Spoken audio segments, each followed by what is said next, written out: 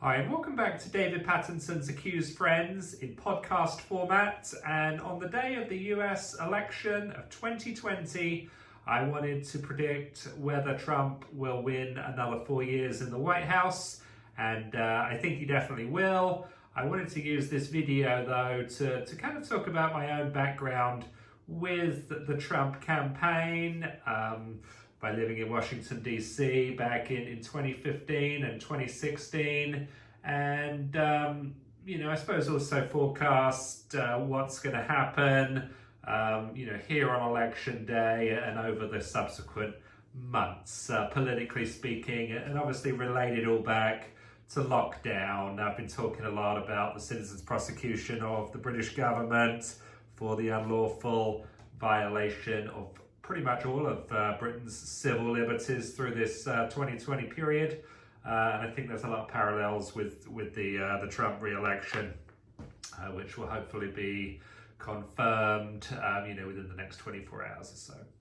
So going back to 2015, I was living in Washington, D.C., and I was actually in New York City back there almost 5.5 years ago now, when Donald Trump announced his bid for the presidency. He made the announcement at Trump Tower, and I was around the corner at the Grand Hyatt Hotel, which was one of the first, I think it was the first major Trump real estate project in New York City, where he renovated the Grand Hyatt, modernized the look, and the look that it has now is the Trump design. At the time, I was living in Washington, D.C., and I just happened to be in New York by accident. But I followed the announcement online, and it immediately struck me that he was going to shake up the Republican primary process. Back in 2011, when the Republicans had their primary process that Mitt Romney ended up winning, the first primary debate garnered about 2.5 million viewers. And a few weeks after the Trump announcement in 2015, he had his first debate in Ohio, and it garnered a viewership of 25 million. And the political class, like in Britain, in the United States, had been bemoaning the lack of engagement in politics, and been scratching their head about, why aren't more people voting? Why aren't more people following politics? Why aren't more people getting engaged? And as soon as Trump came along to get more people engaged, they, I suppose naively speaking now, but it was surprising to me, the Republicans in Washington really didn't like it. They felt like Trump was totally undermining the Republican Party, which of course he was. He was running against the Republican Party. He was running against Washington. And that was the entire Trump campaign. And they really couldn't believe that it was happening. They were constantly predicting he was going to lose every single week. It got into the early part of 2016 when the primaries started happening week after week, and Trump kept winning them. He ended up winning 40 out of 50 primaries. And every time there was a primary coming up that week, the Republican Party would predict he was going to lose, and he was going to have to drop out, and it was going to be the end. And this sort of war of attrition with the Republican base emerged, and of course the voters kept turning out in bigger and bigger number to vote for him in their state, and he won their state. And all these opponents of his, like Jeb Bush and John Kasich and Marco Rubio and Ted Cruz, couldn't understand why it was happening. And it was such an interesting thing for me to watch and to see. A lot of the Republicans in Washington that were friends of mine, and a lot of good people, hardworking people, and always sort of talked about, kind of getting government intrusion out of the lives of the American citizens, and standing up for democracy and all this sort of stuff. And I feel like as soon as Trump came along to do all that, they didn't like it. They wanted to undermine democracy to stop him from winning. They constantly talking about how they needed to ignore the the voters, the primary voters, and nominate someone else at the Republican convention. The big argument against Trump that they made publicly was that he couldn't win the general election, but that subverting the rights of all the primary voters and installing a unelected leader for the Republican nomination was somehow more likely to win them the general election, which of course it was not. And as a huge sort of battle ensued, and going back again to 2011, I mean, after Mitt Romney had won a few of the primaries, Republicans came out around Washington talking about how Romney was the choice, and everyone needed to get behind Romney. But of course, 4 years later, when Trump had won 40 out of 50 primary states, the Republicans were in no mood to say Trump was the choice, and they didn't have any respect for the Trump voters, for the Republican majority that had chosen Trump as the nominee.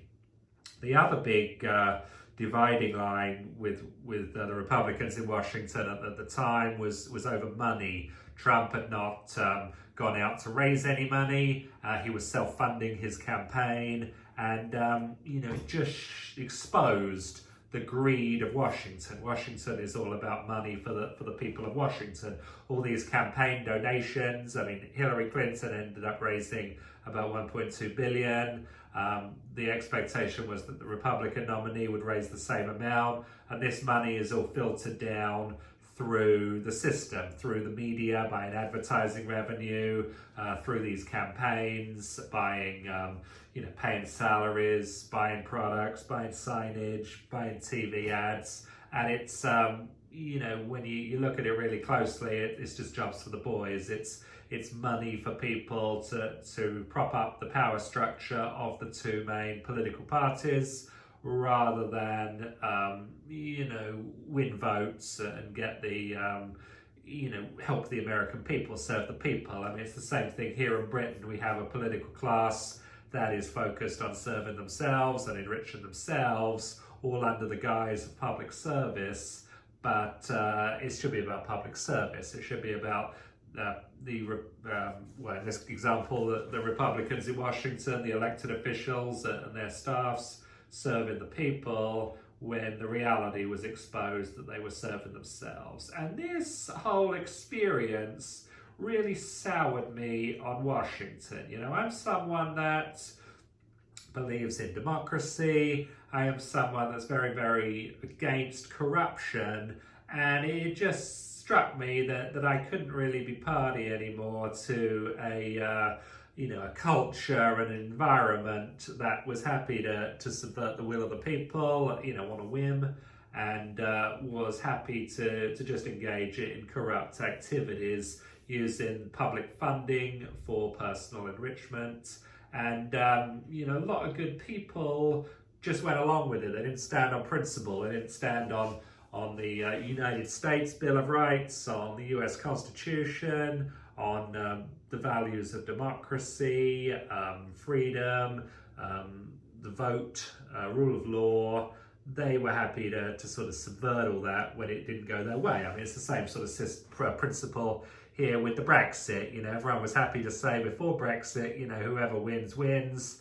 But of course, when the Leave people won, the Remain people said, no, we're not going to accept the results of the election. And I saw Nigel Farage on TV yesterday. He was talking about this presidential election, saying the left have, developed this syndrome over recent years of not accepting election results. And he was pointing to the Remain people in Britain, and he was pointing to the Hillary Clinton people in 2016. And it's a fair comment, but of course it's the right as well. I mean, it was the Conservative Party in Britain that were extremely anti following through on the Brexit. I mean, the Conservative Party were the party in government post-Brexit. Theresa May did everything she could to undermine the will of the people. And as I've just explained, as I saw it in 2015 and 2016, the Republican Party in Washington did absolutely everything they could to subvert the primary will the electoral will of the Republican primary electorate, who had nominated Donald Trump to be their party's nominee to run in the general election. and it was a disgrace to see. And it's a sign of the times. We have a political class that does not respect democracy. And it was interesting, after Trump won the presidency, Paul Ryan, the US House Speaker, the Republican House Speaker, came out, and he'd been feuding with Trump throughout the whole election. He came out and sort of grudgingly acknowledged that Donald Trump had seen something that no one else saw. But of course, Trump had seen something that literally everyone in America saw, which was that Washington was totally out of touch with the people. Washington was governing for the benefit of Washington.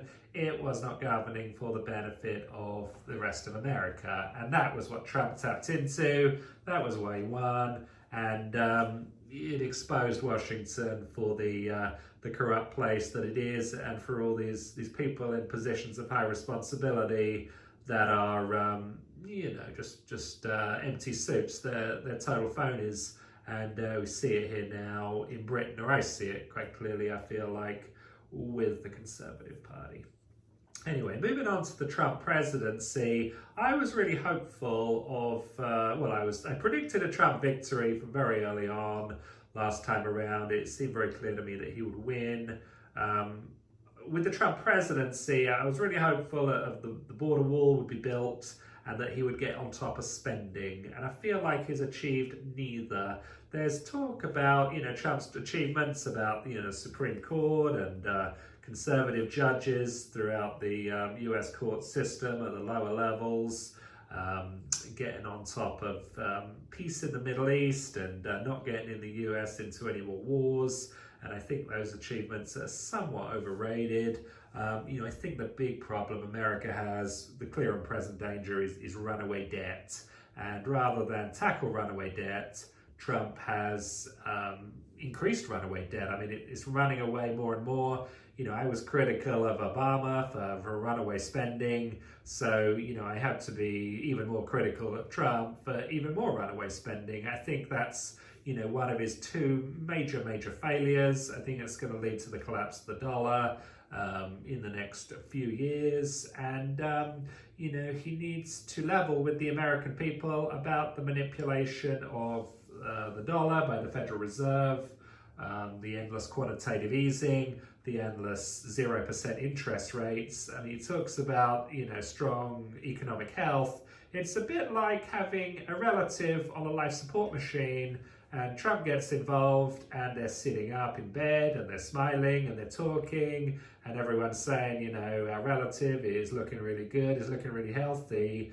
But how healthy is someone that's still on a life support machine? And the life support machine for the US economy is costing more and more each month because of the quantitative easing. I mean, since this lockdown crisis started in March, the US has spent about $7 trillion to prop up the US economy while it has been locked down. And, people are saying this is a sign of a good economy. It's good, the economy is doing better than expected. If you're having to pay more money than you earn, it's a bit like having a job. It pays you $100,000 a year, but you have to pay $500,000 a year in order to have that job. You're not getting any richer, are you? You're getting poorer. And that's what the US economy has been doing. Obviously, this has been happening since the Trump presidency began. And, obviously the propping up of the US economy has accelerated since last September, but definitely since the lockdown. I mean, the lockdown in America has been the cover for stimulus spending, quantitative easing, out of control quantitative easing, money printing, endless borrowing, and it's all done under the guise of a crisis. But the reality is that the US economy is fundamentally weak. It's debt-laden, it's debt-ridden, and the government is far too big. Welfare spending is far too big. Defense spending is far too big. Regulation is far too big. Taxation is far too high. And, that's why wages are relatively low. That's why people have more debt than savings. Interest rates have to stay at zero because the US would default on its debt if they moved anywhere above zero, and it's a bad situation. So I do think a big mark against Trump is that he hasn't tackled that. The other mark against Trump is the lockdown. You cannot lock down the US economy and expect things not to have a devastating impact. He will argue that, he didn't know about the virus, he didn't know what was going to happen, but it seems like Sweden seems to know what was going to happen. They haven't had the devastation that America has. Seems like Japan knew what was going to happen. They haven't had the devastation that America has. Some US states did not shut down, but Trump was in favor of the lockdown and, has been somewhat lukewarm about opening up. He talks about opening up, but he passed the responsibility onto the states, and some have opened up, like Florida, and some have remained with tight restrictions, like New York or like Michigan or whatever. So, two really black marks against the Trump presidency. Looking at the general election, I think the outcome, whoever wins, I think it'll be Trump that wins, but both Trump and Biden are kind of two sides of the same coin now. I mean, the Republican Party should be the party of low tax, low spend. The Democratic Party are always going to be high tax, high spend, but of course, the Republican Party is the worst of both worlds under Trump. They're low tax but high spend and increasing debt. And the debt is the major impediment to a prosperous future, in my opinion. And I think this debt bomb is going to explode, under the Trump second term. And, we'll have to see what happens. On the positive front, though, I mean, Trump does stand up from a cultural point of view against political correctness. He stands up for free speech. He stands up against judicial tyranny. And he is a backstop, really, against all the checks and balances. I mean, I think in this age we live in of media manipulation, of tech companies regulating what you can and can't say, and the sort of propagandizement of the population into, a sort of a cultural Marxism of endless race baiting, the gender war, illegal immigration on steroids, and debt. Endless debt, which is passed on to the younger generations. So it's always passed on. There's never any consequence to debt, and it leads to a decadent culture and a culture of no personal responsibility. People get credit for doing good things, but when they do bad things, they shift the blame onto someone else with the victim culture. And Trump does stand up against all that, which is a great thing. But you've got to have, it's all very well standing up against, cultural Marxism, but you've got to have fiscal conservatism to go along with it, and you've got to get back to family values, in my view. I mean, we've got to have strong families. We've got to have couples that come together and stay together, and children being raised in homes with two biological parents. And, that's how you build strong families, strong communities, strong countries. You don't keep outsourcing everything to government. I do think Trump has kind of perpetuated this culture that already existed of, all our problems go to government to be solved. We lose more and more of our freedoms, and we do not take on as much, less and less personal responsibility that we should. And we are where we are. Kind of a sad state of affairs, I think, overall. I think Trump's kind of a symptom of the times. Everyone in Washington, in the media, is critical of Trump, but he is a consequence of their own making. He is a symptom of their own creation, the sort of celebritization of politics. All these politicians love being on TV every day. They love being on Twitter every day. They love having reporters following them around every day. They love being celebrities in their own right, and focusing on personal enrichment, growing their brand, coming out of politics, going into lobbying, going into media, going into private sector jobs that influence government, like government contracting type jobs. And, it's just one big cabal of big government, big business, and big media. And it's the same syndrome in Britain. And, I've been very, very against it. And it was the Trump campaign that really opened my eyes, I suppose, to all this stuff. And, I see it here in Britain, and that's why I stand against it. And it's the ongoing erosion of our civil liberties, of our freedoms, of our individual rights, all in the name of, being looked after by people that do not have our best interests at heart. The Conservative Party is a great example of them. Over the course of my life, they become less and less conservative, to the point where people are suing them for the defamatory use of the name Conservatives, because no one with a straight face could tell you they're even remotely conservative. So I want to wrap up on, I suppose, my prediction for the election specifically. This election has been almost a rerun of the 2016 election.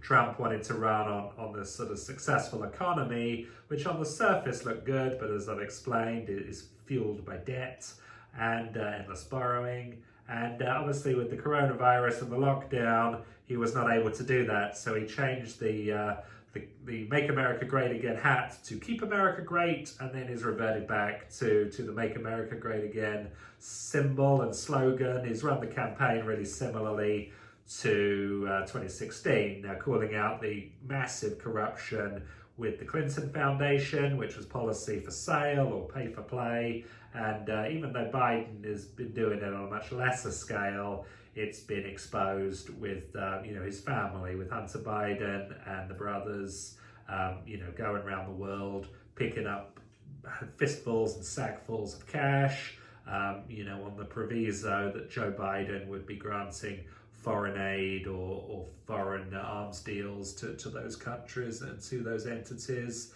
And, it's totally corrupt, total ethical violations. And, it doesn't surprise me. That's how Washington works. I can't imagine it surprises too many other American people as well. The media are wholly on board with Joe Biden, and it's been easy, really, I think, in the end for Trump to run against Washington as an outsider, even though he is the incumbent president. Joe Biden is still more of a Washingtonian than Trump will ever be. So, final analysis then, I think Trump will hold all the states he won in 2016, including all the Rust Belt states in the industrial Midwest. I think he's also going to add Nevada, and I think he's also going to add Minnesota, New Hampshire, the 2nd District of Maine. So I put his victory at 326 to 212 for Joe Biden. You need 270 electoral college votes to win the presidency, and I think he will be above that number quite comfortably. There's a lot of speculation about, whether the votes will be counted in time. I believe that they will, more or less, with the exception of possibly a couple of states. But, all the big ones like Florida, Ohio, Texas, Arizona, North Carolina will all be counted, by this time tomorrow morning. And it'll be obvious that he's on track for victory, even if there's delays to the counting in places like Minnesota and Michigan and Pennsylvania. So I hope you like this video. It's a bit of a different one for me. I like to stay focused on British issues, but have a lot of experience living in Washington as an Englishman, and have just a lot of unique perspectives on Trump, just because I was so close to it the last time. I thought it was easy to predict a Trump victory the last time. It's been less easy to predict it this time, of course, just because of all the chaos in the country with the lockdowns. But he is such a hard worker, such a hard campaigner. Hillary did not campaign anywhere near as hard enough, which is why she lost the last time. And Joe Biden has copied that model. It's hubris, really. It's a kind of an arrogance of expecting to win rather than going out to earn the victory by convincing people, by moving people, by trying to persuade people. That's what Trump's been doing with all these rallies. He's got a ton of momentum out of it, and I think that will be the difference today as the votes are, all the remaining votes are made and all the votes are counted at the end of the day. So I hope you like this video. I appreciate everyone watching and listening. Please subscribe to the channel, and we'll talk to you soon.